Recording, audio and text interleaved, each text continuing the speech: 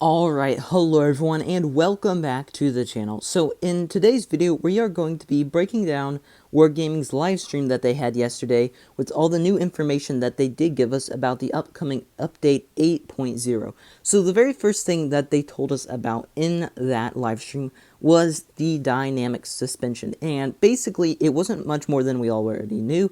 Just that it is not going to be affecting the actual gameplay any at all. It is completely aesthetic. There's no, different changes to how you go over, different types of material, anything like that. And the one other thing was that basically your suspension moves up and down quicker on, quicker tanks, if that makes sense to you. So heavy's tanks, don't like have their tracks go up and down quite as quickly as something like a light tank or anything like that. So that was about it. All the information that they really gave us about it. There's not too much to go over in dynamic suspension, except that it is a great feature that they're adding to the game. All right, moving on to the next thing. Alright, so the next thing that we're going to be talking about again is going to be the upgraded graphics on the tanks. So there's a few things Wargaming told us about in this that we already didn't know. Of course, guys, if you want me to talk about all the things that we already know and stuff about the upcoming changes in Update 8.0, you should go watch my earlier video on it. I go into all these things in much more, in depth and stuff, because I'm really only going over the new things that we know in this video. So there's a lot of stuff I'm not covering that I did in that video. But basically, Wargaming told us that this is only coming to the new American Tech Tree tanks and the Kunz Panzer in the near future.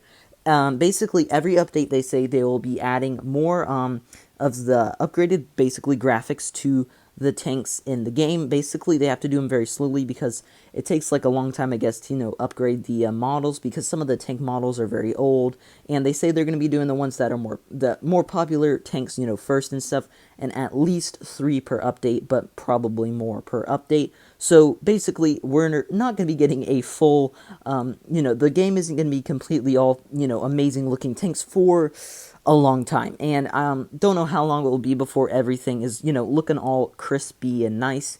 But it's a start at least. We're at least starting to upgrade the graphics. But that was kind of sad to hear, because I was really looking forward to every tank, looking much spicier.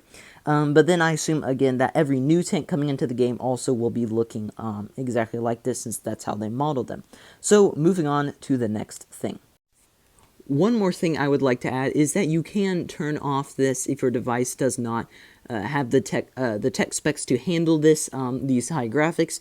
It will automatically not turn on if your device is not, capable enough to do it. But of course, you'll still be able to play the game if you have an older device. I think it is 6S or newer, or a Galaxy 8 or 9 or newer, around that. So if you guys have anything newer than that, you're pretty much good, or similar tech specs to those phones, you should be good. But just wanted to say, you can toggle off these if your device cannot handle this. Alright, so and now moving on to the next thing that they covered in the live stream, that was the Blitz Birthday events. And they said in the Blitz Birthday events, there are going to be 3 different events, basically. I'm assuming they're all going to be at the same time. I'm not quite sure. They said one will be, of course, to get the, basically the PZ4G, not a reskin, but kind of, it's like a look-alike. It's a different tank, just looks different. I'm not sure if the stats are different or anything, but basically a different PZ4G or so. The second one will be to get the Tier 7 Kunz Panzer, which is a German light tank, which of course, like I said, is going to be a PDR model tank, so it's going to be looking very nice. And the third one will be they say more like a collecting event, so I'm guessing it's really not going to be much, probably like some premium time, some just, certificates for random interesting things that really don't care about, but they're kind of cool at the same time, but nothing like super big. And I'm not sure which one of these events is going to be including the, let me wait for it to pop up here on the screen. I'm not sure which one is going to be including that right there. They didn't say, so I'm not really sure if that's part of the Kunz Panzer event, part of the collector event, or anything like that. I'm really not sure. But again, these events really they didn't give us any more details yet, but they said more will be released soon. So we'll definitely be staying tuned for this event, because this is one of the biggest events of the year. Alright, moving on to the next thing. Alright guys, now we have an interesting thing that I really didn't think was going to be, happening, but that is going to be this new feature added to the Tier 9 and Tier 10 new American heavy tanks, and that is where when you're tracked, you can still move backwards. Very slowly, so it's not like, you're moving back super fast, but you can move back slowly, and I gotta say, this is horrible. I do not like this. This is a bad idea. I really wish they did not do this. It's going to not only make these tanks super overpowered, it kind of makes the game much less realistic. It makes perma-tracking them impossible, which perma-tracking is part of the game. It can help you. It takes away a big part from fast-firing tanks, like a Leo or 62A. One of their main advantages is how good they are at tracking, and it really is a, helpful thing in those tanks for them to be able to track. Just here is a little thing of Wargaming in the live stream. You can see there's like sparkles coming out the side. That's just a little bit of a feature, though. Not really need to talk about that too much. But yeah, I really don't like this. I wish Wargaming didn't do this. We'll have to see, if there's a ton of bad feedback and they maybe change their mind or something. That would be amazing because, I really don't think this is a good thing that they should add to the game. Especially, yeah.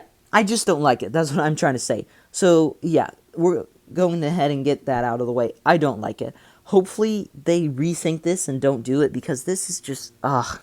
I hope you guys understand. Let me know your thoughts on this feature down below in the comments. I want to know what other people think about this. So far, everybody I've talked to thinks it is a horrible, stupid idea that Wargaming should have never done, and I completely agree.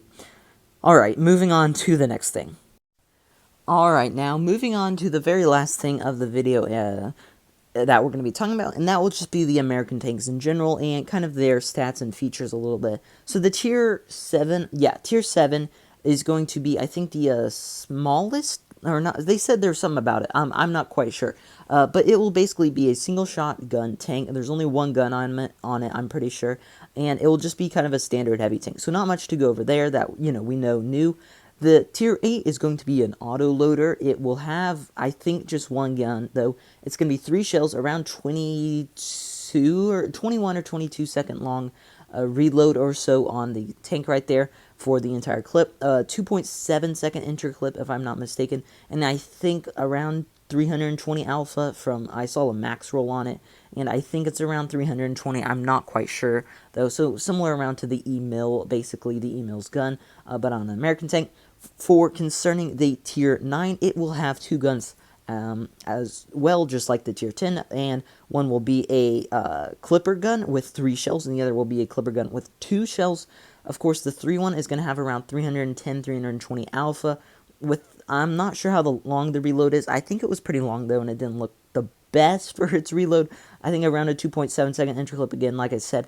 But like I said, I can't quite remember the the overall magazine reload at all. But the 2-shot is going to be very similar to the Tier 10. It's going to be the 450 alpha shot. Very quick interclip with a pretty decently long full magazine reload, which I'm not quite sure how long it is. To be honest, I really wish I'd remember that. I might pin a comment down below if I go and find how long that reload was, because I really want to know now. This is kind of bugging me. And then, of course, the Tier 10, we already know everything about that, so I'm not really going to be talking about it at all. I hope you guys enjoyed this video, just going over the new things that Wargaming announced in the update. Hope you enjoyed it, and see you in the next one. Bye.